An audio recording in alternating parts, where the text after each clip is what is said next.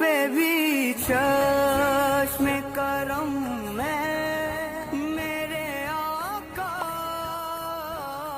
کرنا تمہیں۔ بسم اللہ الرحمن الرحیم، الحمدللہ رب العالمین، والصلاة والسلام علی سید الانبیاء والمرسلین۔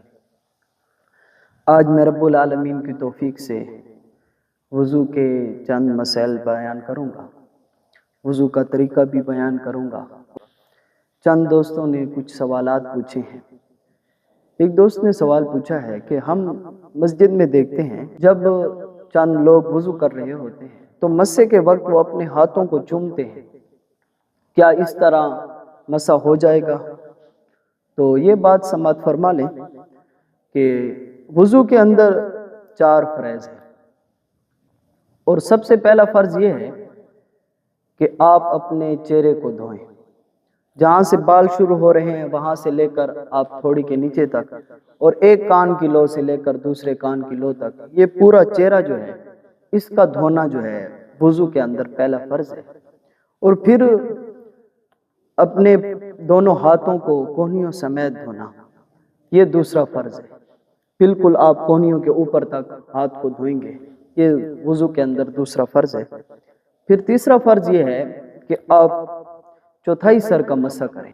اب اس کے اندر یہ مسئلہ ہے کہ چند لوگ اس بات کا ان کو علم نہیں ہوتا، اور بے علمی کے اندر وہ یہ کام کر رہے ہوتے ہیں کہ جب وہ مسح کرتے ہیں تو اس وقت اپنے ہاتھ کو گیلا کرنے کے بعد وہ چومتے ہیں۔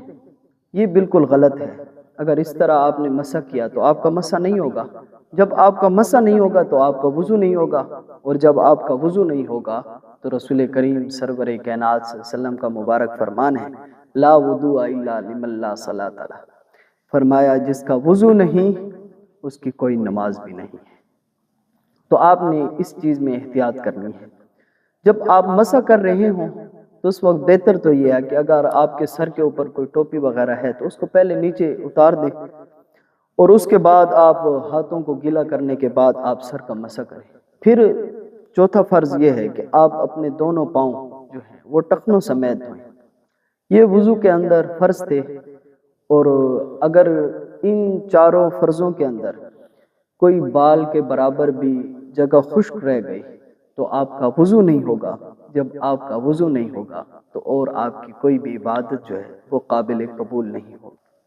اللہ تعالیٰ سے دعا ہے کہ اللہ تعالیٰ ہمیں صحیح طریقے سے وضو کرنے کی توفیق عطا فرمائے، آمین۔ وآخر دعوایا الحمدللہ رب العالمین۔